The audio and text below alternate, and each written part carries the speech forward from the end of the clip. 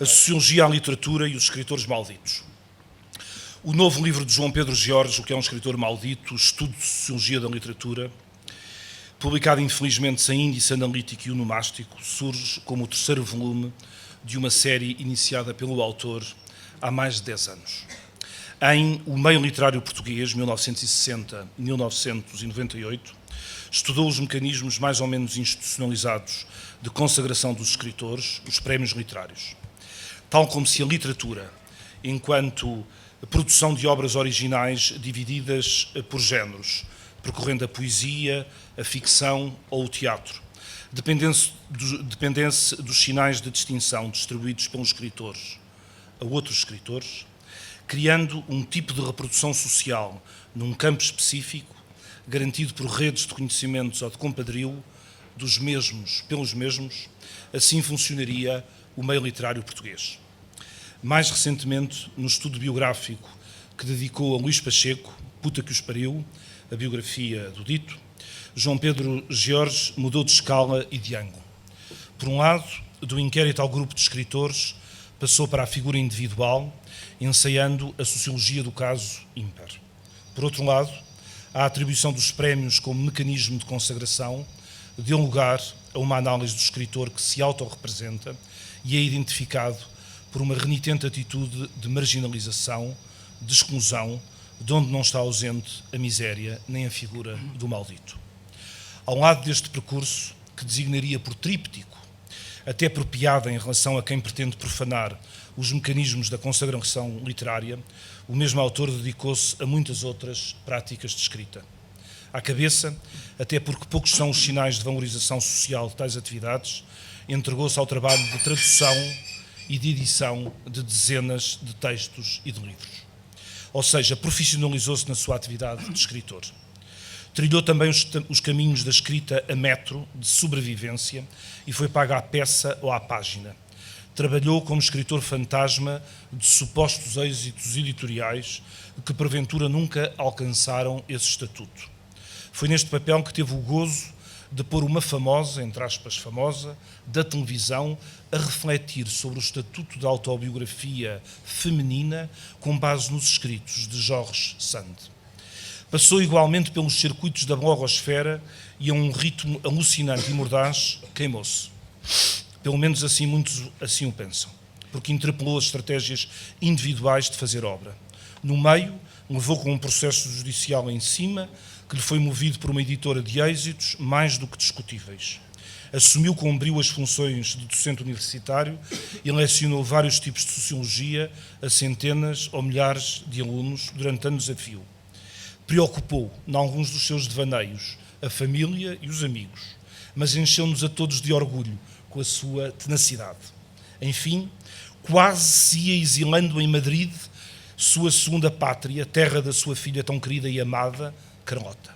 De tudo isto falo, com conhecimento direto de há mais de 20 anos, como uma espécie de observador participante que se confundiu com o seu objeto, ou pelo menos com o seu informador no terreno. Em muitos períodos, com um convívio quase diário de trocas, discussões e aprendizagem recíproca, como acontece agora. A Biblioteca Nacional transformou-se na nossa casa e não nos podemos queixar. É lá que comemos, conversamos, lemos e escrevemos. No inverno está quentinho e no verão dão-nos ar-condicionado. Um luxo, com tantos projetos conseguidos, falhados ou simplesmente abandonados pelo meio, numa relação tão estreita, marcada pela relação inicial do professor com o aluno, mas depois preenchida por muitas outras formas de cumplicidade, será difícil distinguir afetos e pensamento, amizade e razão.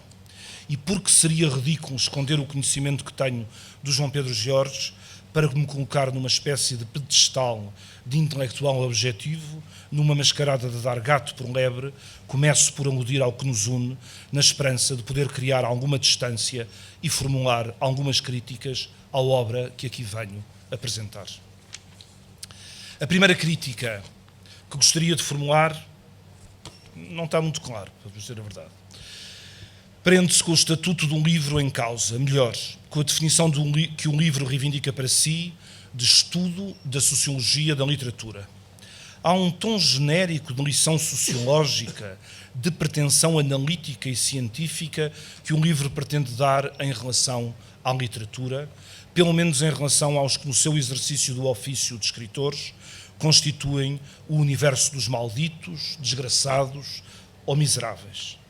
Devo dizer a este respeito que na minha primeira leitura o que mais me confundiu foi o facto de ver que a definição que o autor dava de maldito era aquela que decorria das autorrepresentações da época e dos escritores, a começar por aquelas que eram construídas e assumidas pelos mesmos. Ora, pareceu-me que era esta mesma autorrepresentação ou identificação que acabava por ser instituída em categoria analítica pelo próprio autor, tal como se fosse possível confundir um instrumento de análise com o objeto da própria análise. Só quando me apercebi que o principal argumento da obra consistia num trabalho de reconstituição dos mecanismos da distinção, fundados nos modos de consagração dos escritores malditos, é que realizei que a institucionalização do maldito depende de um trabalho de reafirmação individual dessa mesma diferença. Nos antípodas deste tipo de consagração, mas dentro da mesma busca de reconhecimento, estão os escritores que se promovem uns aos outros no interior de instâncias de consagração oficiais. Ora, em ambos os casos, ou seja, tanto para os premiados ou aspirantes a ser reconhecidos por academias ou instituições, como para os que permanecem à sua margem, os malditos, o que está em causa é a produção social da diferença e da consagração daqueles que à escrita se dedicam. Claro que uma perspectiva desta natureza, característica de uma sociologia da literatura, da arte ou das formas simbólicas, profana ou desmistifica o que é tido como mais propriamente estético e literário. Os que se encontram do outro lado da barricada, escritores, dramaturgos ou poetas, ou pelo menos os que falam em seu nome, críticos ou especialmente professores de literatura, têm dificuldade em aceitar um tal olhar profanador que fala do seu trabalho como se tratasse de uma estratégia de afirmação de um poder. Não é por isso de estranhar que conheça vários críticos e professores da literatura que cultivam pela obra do João Pedro Jorge um enorme desprezo.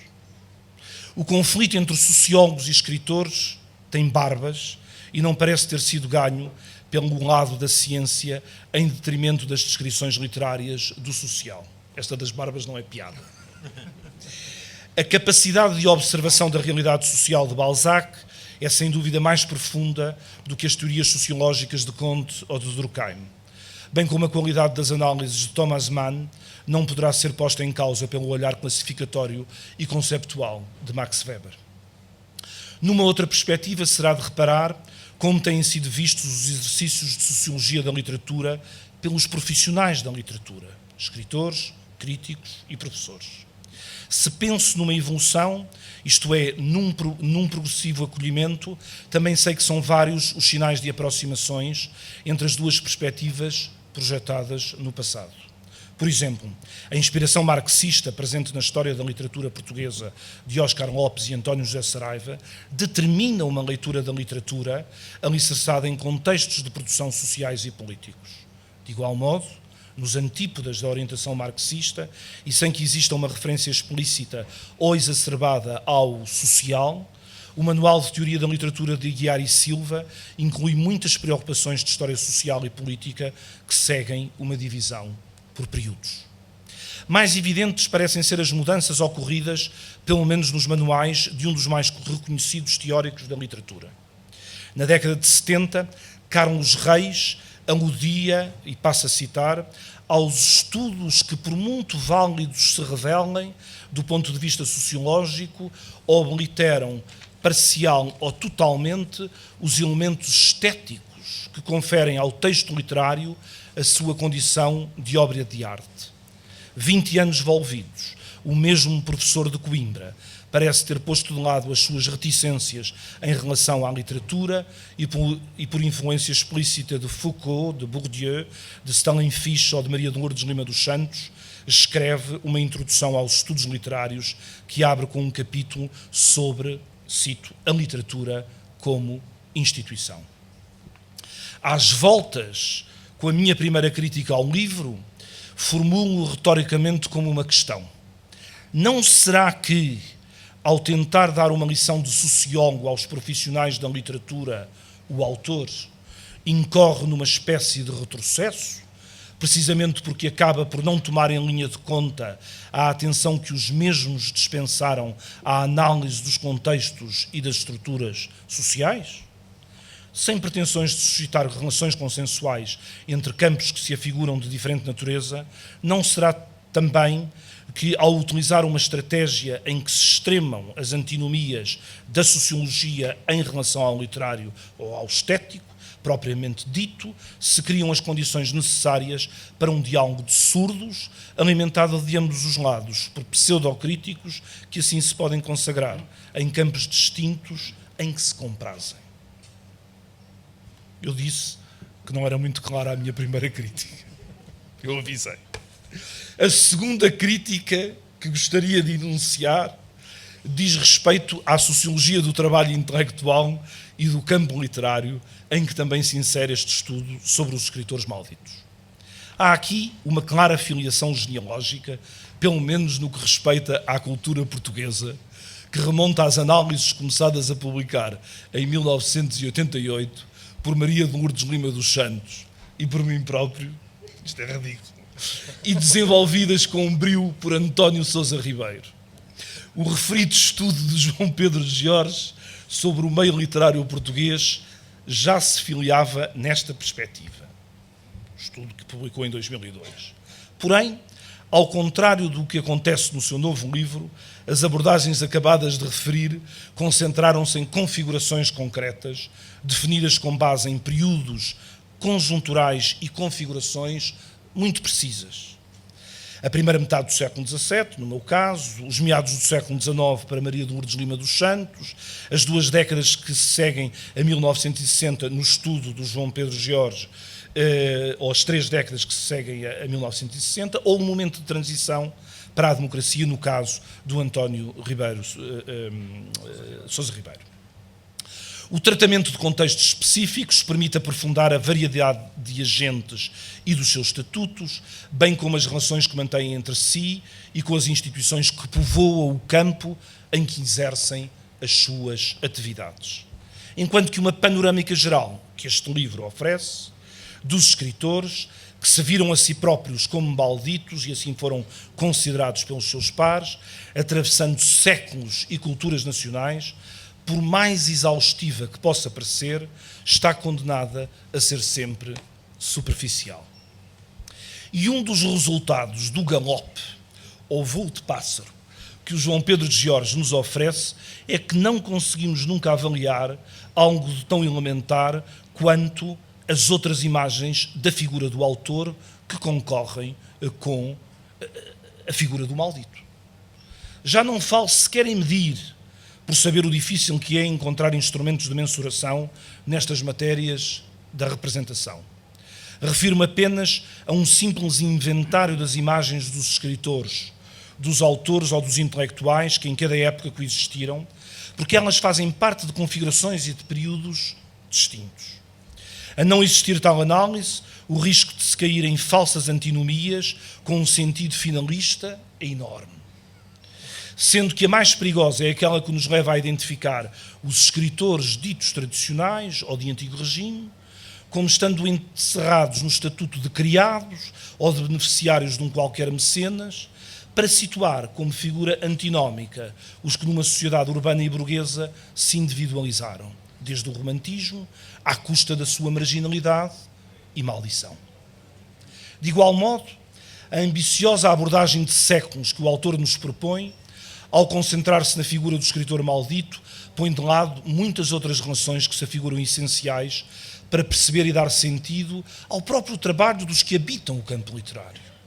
A este propósito, mesmo correndo o risco de enfadar com um gosto pelo pormenor, pouco ao estilo deste género de apresentações que se querem de consumo rápido para precipitar a chegada do pastelinho, não resisto a citar um exemplo. A correspondência de António Feliciano de Castilho com o erudito historiador Joaquim Eliodoro da Cunha Rivara é uma mina para se entender de modo bem focado a configuração do campo literário entre 1840 e 1845. Ali se encontram reflexões sobre a relação dos escritores com a política, o uso dos jornais, revistas e assinaturas, a centralidade do teatro, o fascínio exercido por Herculano e Garrett, as tensões entre a província e a cidade, as críticas ao romantismo, o lugar da erudição e da bibliofilia, os modelos estrangeiros de Victor Hugo e a Goethe, etc., etc. Há, no entanto, uma passagem que merecia ser analisada, ou que merece ser analisada, por questionar o significado da literatura. Precisamente quando Castilho, que foi tido pela geração de 70 como um dos representantes de um género de literatura a abater, pretendeu trocar a erudição de Rivara pela informação literária de que dispunha a partir de Lisboa em 1840. Rivara estava em Évora, era diretor da Biblioteca de Évora. E tenho aqui uma citação que vale a pena ler, não sei se conseguirei lê-la como ela merece. Em pequena retribuição, diz-nos o António Castilho, ou dizia o António Castilho ao Rivara, em pequena retribuição de favores tamanhos, quisera eu poder mandar a Vossa Senhoria alguma novidade literária, mas o ano vai tão peco e engoiado para essa fruta.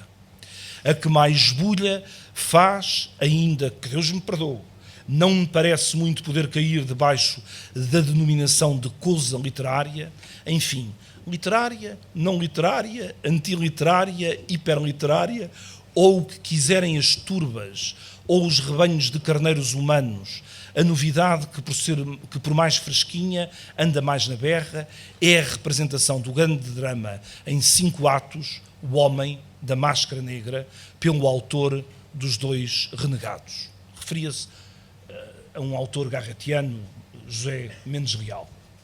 Foi à cena sábado e domingo último no Teatro Normal, que é tão normal como um tifo pode ser matéria de fisiologia. Teve em ambas as noites enchentes e, melhor disser, dilúvio, que, segundo a coisa vai, durará o ano como o de Noé. Muita palma, muito viva, o autor chamado fora 2 vezes, cada noite tre. Agora, se Vossa Excelência me pergunta o que é o tal Homem da Máscara Negra, dir-lhe-ei que é um romantismo destilado e retificado, com muita facada, muito veneno, muita forca, muito adultério, muito crime, de toda a casta e calibre, muitas pompas de estilo, muito oceano de fogo, muita mão de ferro em rochedos angulosos, muitos túmulos, muito eu, muito ele, muito muitos pontões, uns que admiram, outros que perguntam, outros que atordoam o juízo e a gramática, finalmente como drama, isto é, como lanterna mágica para o teatro normal, será muito bom. Como obra literária é animal microscópico. Para a crítica é uma obra péssima, de um gênio que Deus criou ótimo.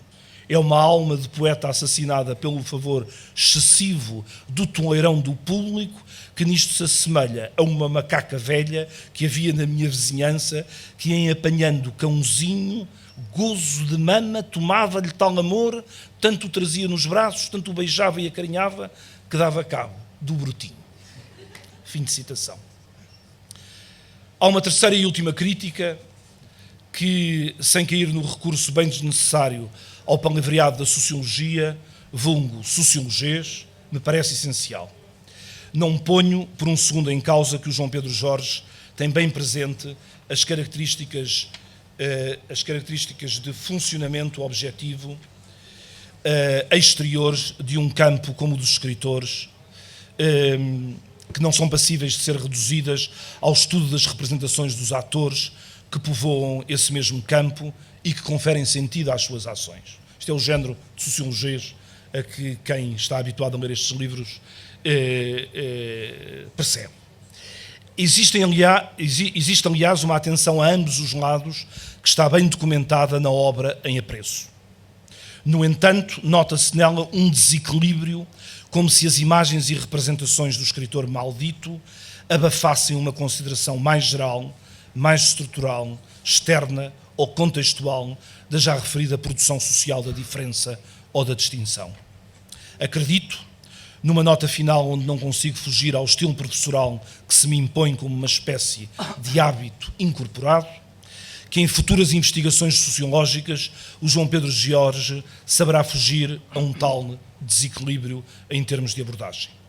Nos trabalhos recentes de outros sociólogos, como José Machado Paes, Virgílio Borges Pereira, Miguel Chaves, Inês Brazão e Bruno Monteiro, onde a produção de sentido vai a par com análises estruturais, encontrará, sem dúvida, uma fonte de inspiração e novos padrões comparativos relativos a outros grupos sociais, como o dos desempregados do Val do Ave, por exemplo, para contextualizar melhor os seus escritores malditos. Eu não sou um especialista e portanto, a minha leitura é de um leitor que se cruza com um livro e lê com o prazer de pensar a partir de um texto, que é apenas, de certa maneira, é aquilo que me entusiasma sempre, que o texto seja um ponto de partida. Portanto, a primeira coisa que queria dizer é que tive muito prazer na leitura do livro, que é Um Escritor Maldito, e, portanto, sendo exterior à ciência, digamos, à ciência que o Diogo Ramado Curto aqui tão bem, de certa maneira, explanou, e esse prazer tem digamos, um sentido diferente, não é?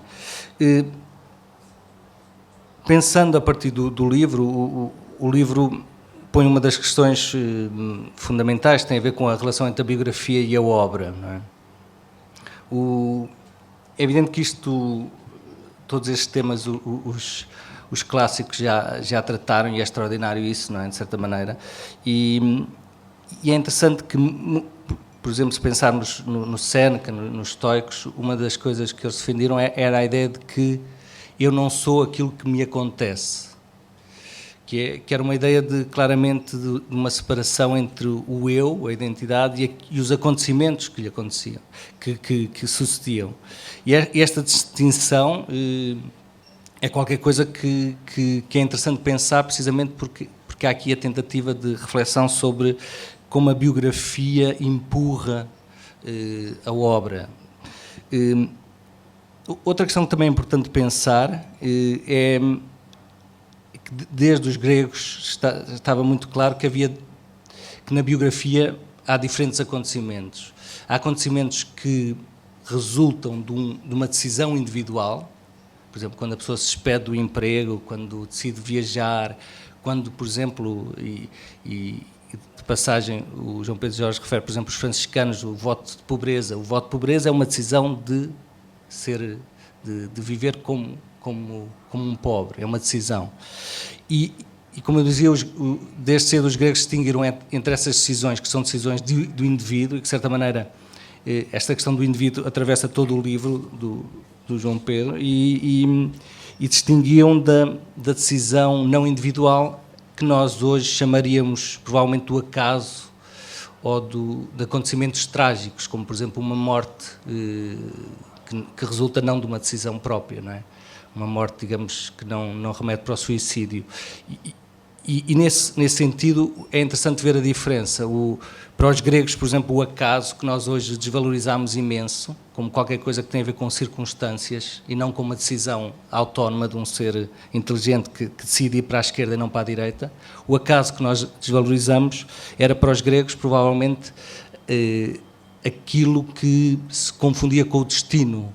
E o destino era uma decisão não humana, e nesse sentido era uma decisão muito mais importante que uma decisão humana, porque era uma decisão do não humano, do divino. E, portanto, o acaso não era desvalorizado como nós o desvalorizamos hoje, pelo contrário, era amplamente valorizado. E era interessante perceber os acasos biográficos, digamos, os acontecimentos que nós não decidimos na nossa vida, como isso foi desvalorizado ao longo do tempo, e de certa maneira isto remete para o tema do escritor maldito, porque era interessante pensar sobre realmente na biografia de cada escritor, eventualmente dito maldito, até que ponto quais são os factos decididos por ele e quais são os factos decididos por um destino ou por um acaso.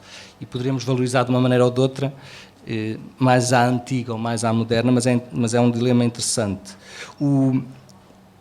Um outro tema que atravessa todo o livro é a questão de aprender com a dor, aprender com o sofrimento. No livro, João Pedro Jorge fala da perseguição, da pobreza e da dor. E, de certa maneira, isto é também uma questão clássica, não é? Alguns comentários, por exemplo, Aristóteles falam de uma coisa muito interessante, em que ele teria referido numa passagem que o máximo do prazer só seria alcançável numa biografia por aqueles que tinham um momento de dor muito grande.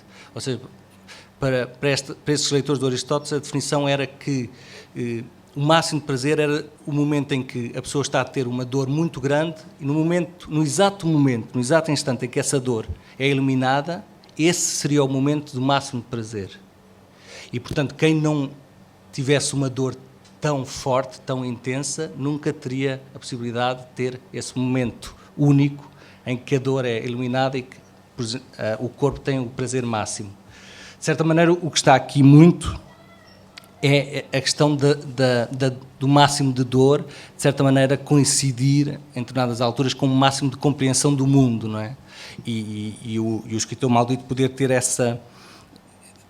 o escritor com uma biografia, de certa maneira, terrível, trágica, seria, digamos, uma porta para essa compreensão máxima. É evidente que o que se põe aqui é qual o limite dessa dor. Ou seja, há uma frase do Nietzsche que é também clássica, ao falar dos gregos, ele diz o que este povo deve ter sofrido para conseguir ser tão sábio, não é? E isto que atravessa todo o livro, individualmente aqui, põe realmente a questão, há um sofrimento que para mim é muito claro, que é um sofrimento que aumenta a compreensão, mas para mim também é muito claro que há um limite, a partir do qual, e quando ultrapassado esse limite, a dor e a violência e a tragédia anula a compreensão, esmaga a compreensão. E por isso era interessante pensar-se até que ponto, quantos textos extraordinários se fizeram como resposta a uma dor, a uma marca violenta e trágica, mas também pensar no outro lado da balança. Quantos textos não se fizeram por causa de uma dor violenta, por causa de uma tragédia violenta, etc. Ou seja, eu acho que há uma contabilidade a fazer, de certa maneira, entre os textos que a dor possibilitou e que o sofrimento possibilitou, e eu acredito claramente nisso, e a outra contabilidade, a contabilidade dos textos que não foram feitos porque o sofrimento não deixou. E isto é uma questão que remete também para a loucura, de que fala João Pedro Jorge também no livro, e, apesar de ser um tema paralelo, também se cruza com o tema de escritor maldito, e realmente também podemos dizer que há limites a partir dos quais a loucura é absolutamente inimiga da potência de criação, não é? E a loucura que tem uma palavra, digamos que se nós dissermos loucura tem um lado romântico um bocado tonto, não é?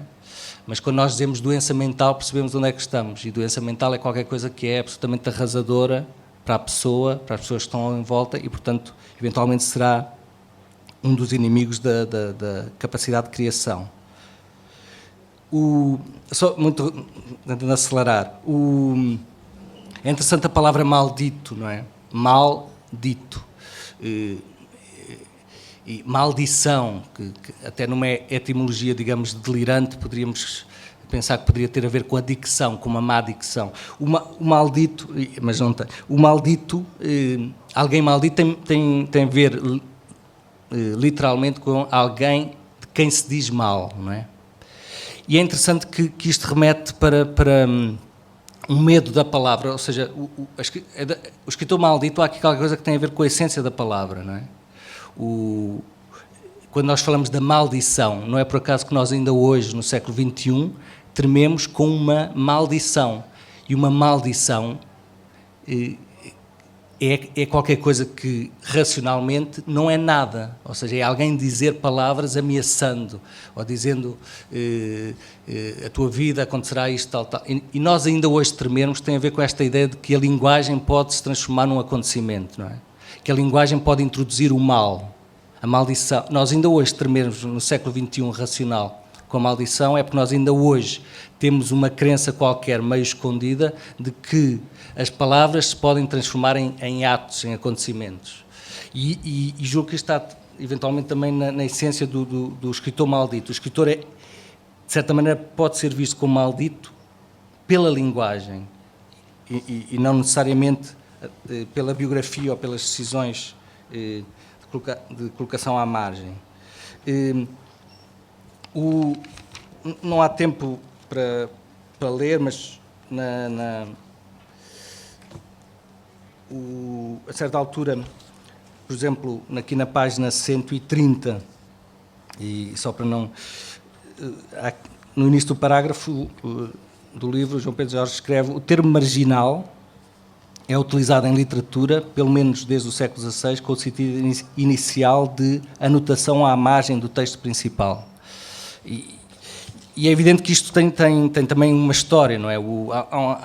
Há alguns textos admiráveis do Roland Barthes, em que ele fala, por exemplo, do termo rascunho, que em termos clássicos, o rascunho o que é que era? O rascunho era o texto individual que existia apenas em contraponto à lei. Digamos que no início da escrita existiriam apenas dois tipos de texto: o texto de lei, o texto que não pode ser alterado, não pode ser modificado, e o rascunho, que era o texto individual, era o texto que podia ser rasurado, trocado, eliminado, etc, etc.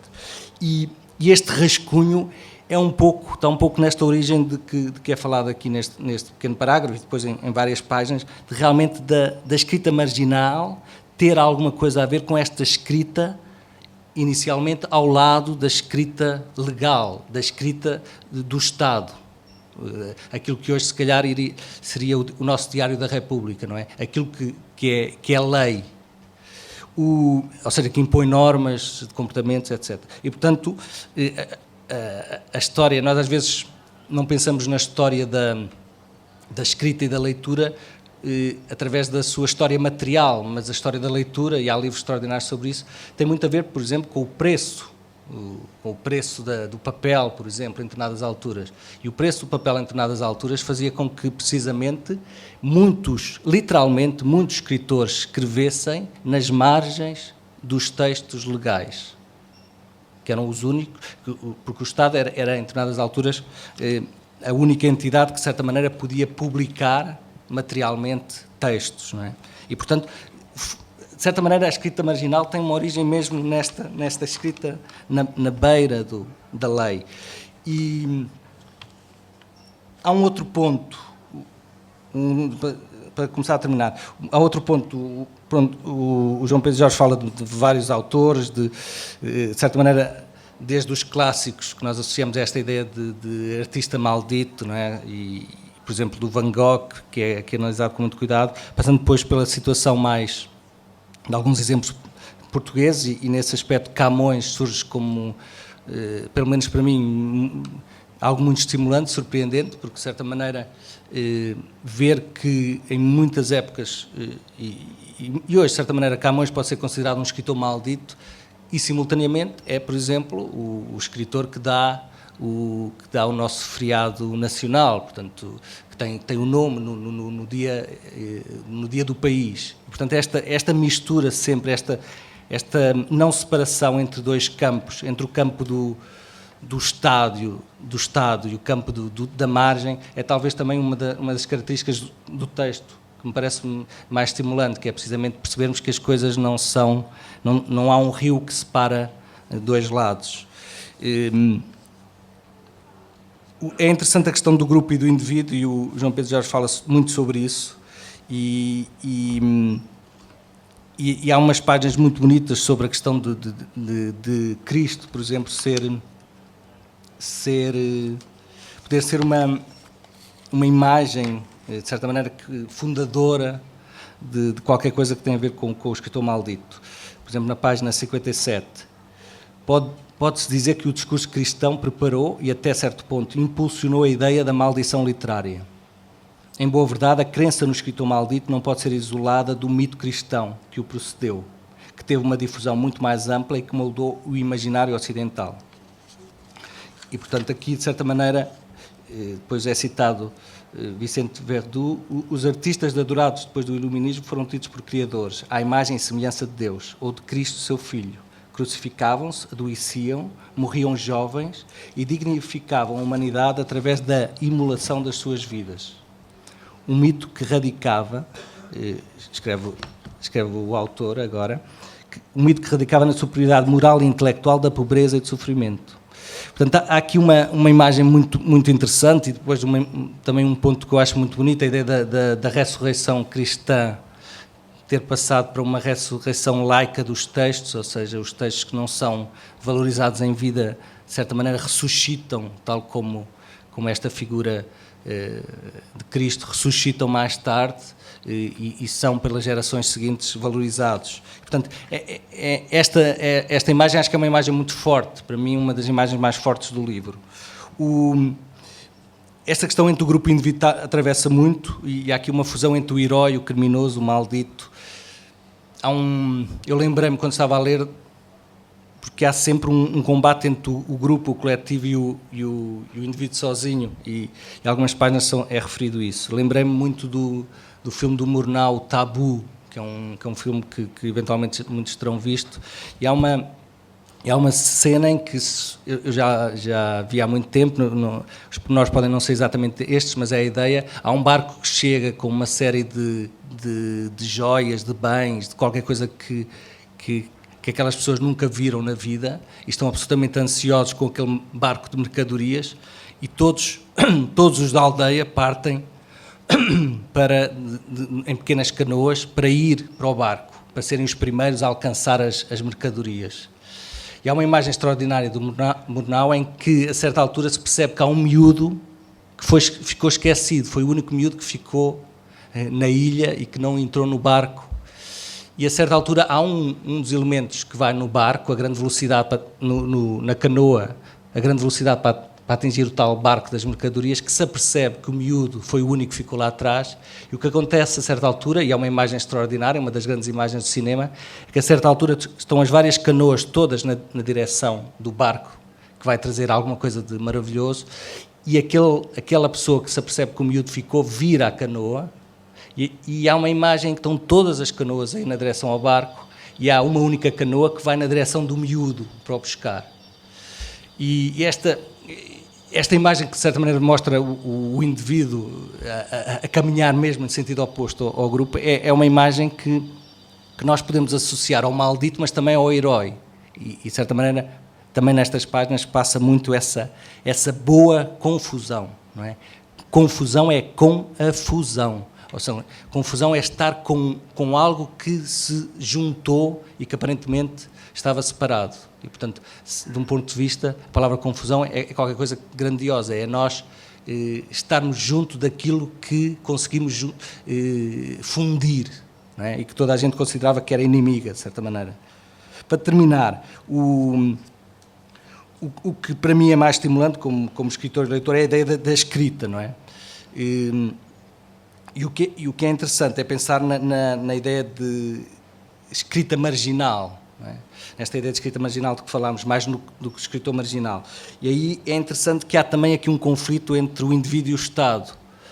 O Roland Barthes, mais uma vez, tem um texto sobre o escritor como o inimigo da língua.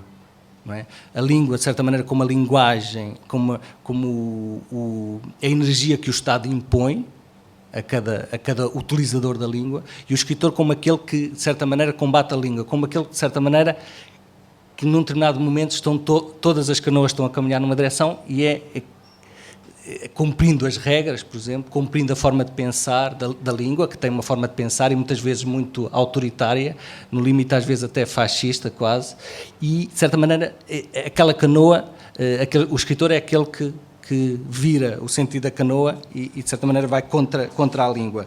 O Deleuze tem um texto também extraordinário sobre a criação de um povo menor, não é? De uma língua. E, portanto, para concluir, o prazer de pensar a partir de um livro, que julgo que toda a gente sente, parte então de um livro.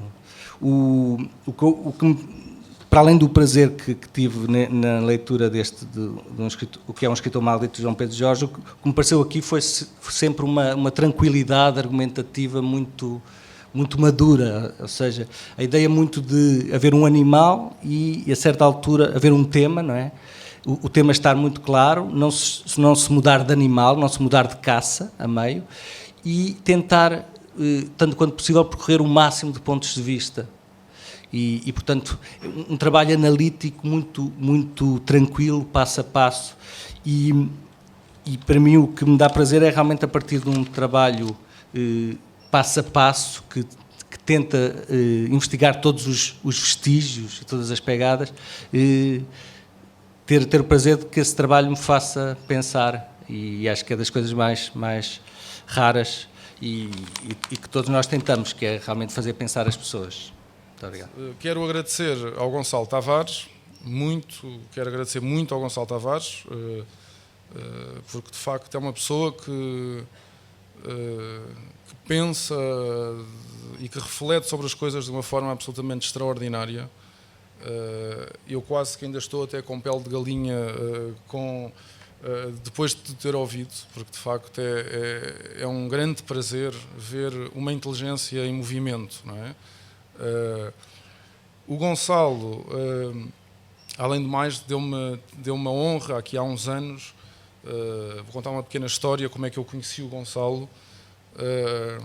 Eu ia com a minha querida amiga Filipa Vicente, que está ali, e íamos os dois, entramos os dois no metro da Alameda e passámos no cais da estação de metro, e eu reparei que estava um rapaz sentado de barbas e óculos, e pensei, olha, ali está o Gonçalo Tavares.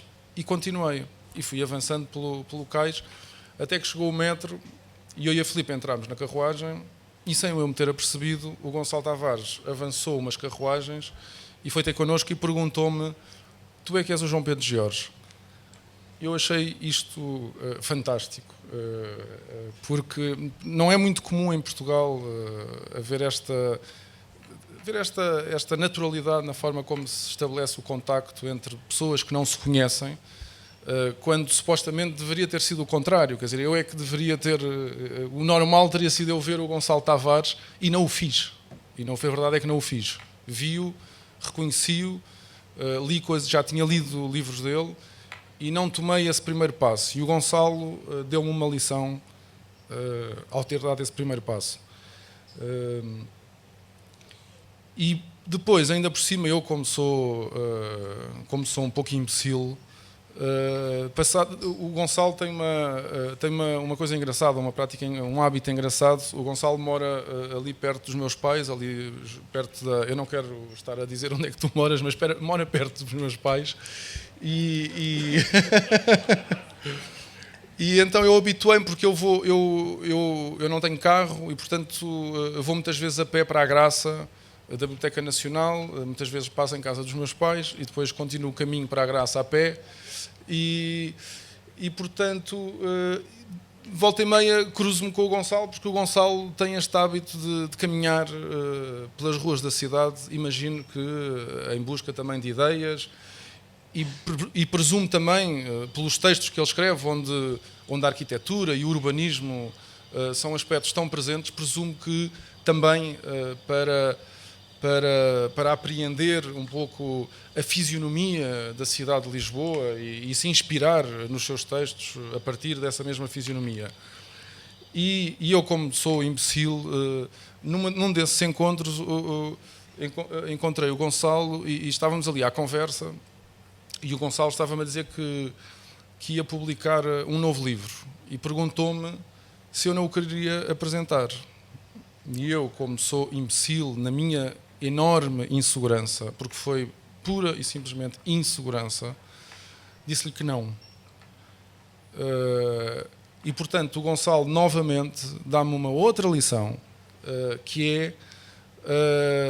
eu convidei-o para apresentar este meu livro e ele vingou-se de mim aceitando. E pronto, era isto que eu tinha para vos dizer.